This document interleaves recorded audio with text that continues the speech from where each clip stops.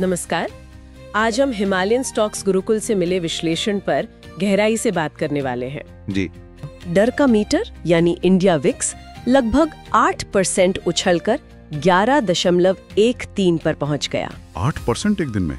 जी, और जब विक्स एक दिन में 8-10% उछलता है तो समझ लीजिए कि बाजार में ट्रेडर्स की नींद उड़ी हुई है। और वो आने वाले दिनों में और ज्यादा उठापटक की उम्मीद कर रहे हैं। बिल्कुल। और एक और चौंकाने वाला आंकड़ा सुनिए। बताइए। 525 से ज्यादा शेयरों ने अपने 52 हफ्तों के निचले स्तर को छुआ। ये आंकड़ा बाजार में गिरावट की गहराई और चौड़ाई दोनों को दिखाता है। 525 शेयर, ये तो बहुत बड़ा नंबर है। और ऐसी ही गहरी जानकारी के लिए हिमालयन स्टॉक्स गुरुकुल को जरूर फॉलो करें। ठीक है, तो अब तक हमने ये समझ लिया कि नुकसान गहरा था और चौतरफा था। अब सबसे बड़े सवाल पे आते हैं, ऐसा हुआ क्यों?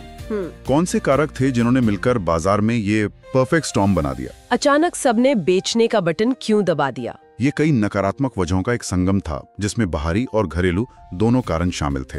पहले वैश्विक कारणों की बात करते हैं। अगर हम वैश्विक कारणों की बात करें तो एक तरफ अमेरिका में फेडरल रिजर्व की पॉलिसी मीटिंग को लेकर डर है कि ब्याज दरें बढ़ सकती हैं।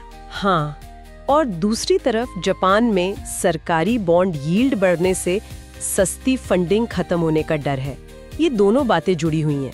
ये येन कैरी ट्रेड वाली बात जरा आसान शब्दों में समझाएंगे? हमारे कई श्रोताओं के लिए नया हो सकता है। जरूर।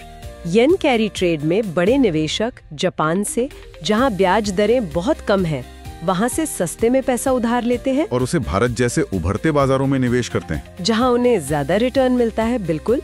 अब अगर जापान में ही ब्याज दरें बढ़ने लगे तो ये सस्ता पैसा मिलना बंद हो जाएगा और जिन लोगों ने उधार लेकर यहाँ पैसा लगाया है वो अपना पैसा निकालने लगेंगे। सही पकड़ा।